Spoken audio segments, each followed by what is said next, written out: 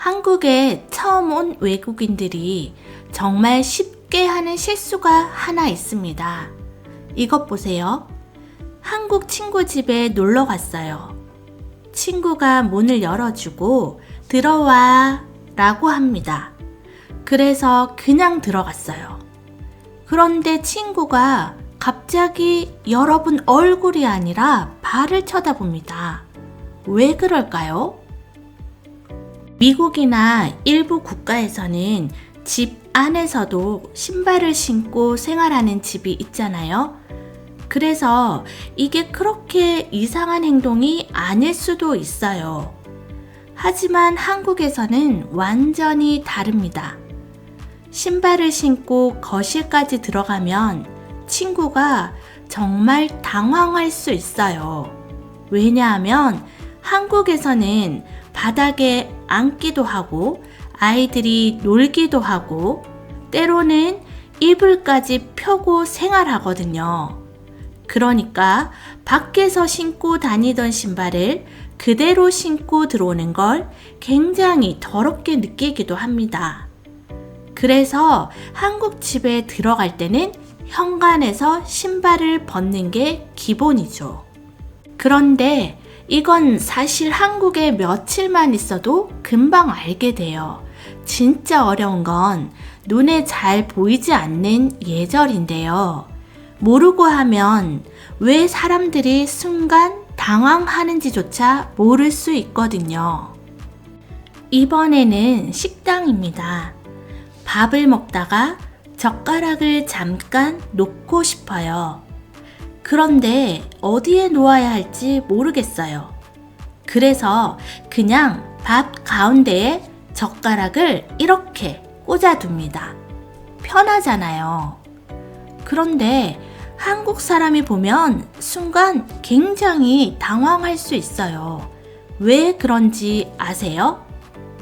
한국에서는 밥에 젓가락을 세워 꽂은 모습이 제사나 장례 때의 모습을 떠올리게 하거든요.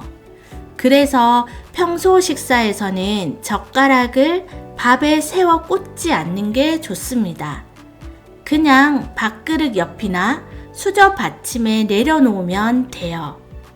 그리고 하나 더, 한국에서는 보통 밥그릇을 들지 않고 식탁에 놓은 채 숟가락으로 떠먹는 게 자연스럽다는 점도 함께 기억해 두세요. 여기까지는 실수해도 누군가 알려주면 조금 민망하고 끝날 수 있어요. 그런데 세 번째는 다릅니다. 이건 정말 모르는 사람들까지 여러분을 쳐다볼 수 있습니다. 한국 지하철을 타보세요. 출퇴근 시간에는 사람이 정말 많잖아요. 서 있을 자리도 없을 정도로 꽉 차 있기도 합니다. 그런데 이상한 게 하나 있어요. 사람은 이렇게 많은데 놀랄 만큼 조용할 때가 있거든요. 바로 그때 전화가 옵니다. 그리고 여러분이 평소처럼 전화를 받아요. 안녕, 나 지금 지하철이야. 어디야? 이렇게 큰 목소리로 계속 통화합니다. 그러면 어떻게 될까요?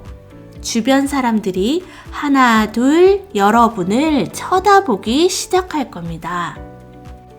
한국 지하철에서는 큰 소리로 오래 통화하는 걸 상당히 불편한 행동, 즉 민폐라고 생각하거든요. 전화가 오면 짧게 받거나 목소리를 낮추면 됩니다.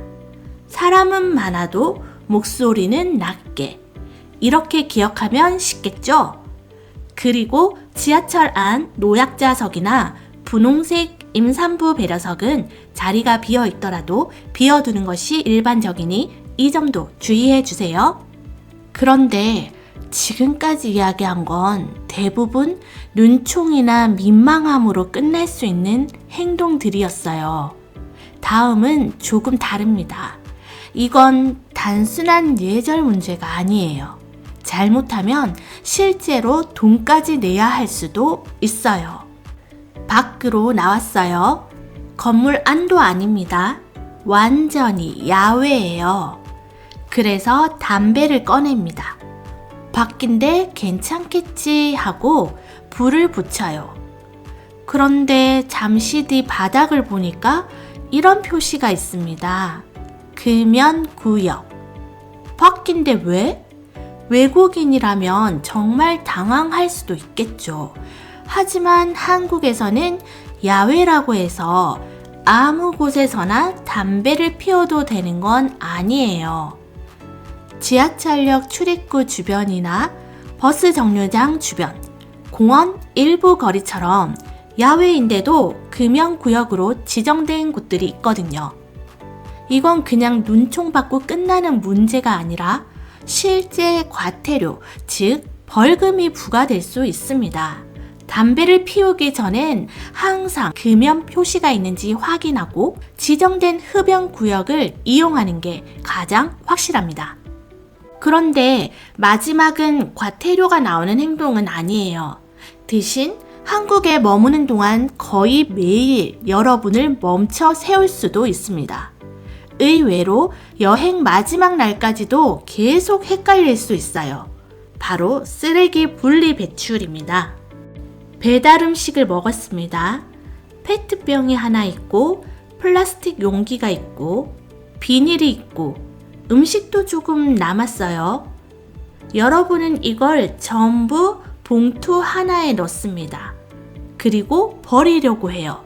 잠깐! 한국 사람들은 지금 벌써 뭐가 잘못됐는지 아시겠죠? 하지만 외국인은 전혀 모를 수도 있어요. 한국에서는 쓰레기를 한꺼번에 버리는 게 아니라 일반 쓰레기, 음식물 쓰레기, 재활용품을 구분해서 버리거든요. 진짜 헷갈리는 건 버리는 방법이 지역마다, 건물마다, 숙소마다 조금씩 다를 수 있다는 거예요. 특히 에어비앤비나 일반 주택에 머문다면 처음엔 정말 당황할 수 있어요. 컵은 어디에 버리지? 뚜껑은? 남은 음식은?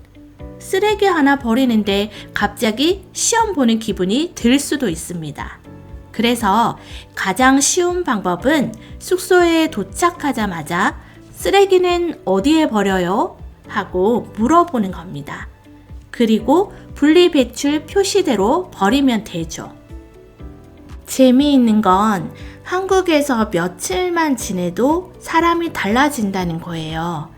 처음에는 쓰레기 하나 버리는데 왜 이렇게 복잡해?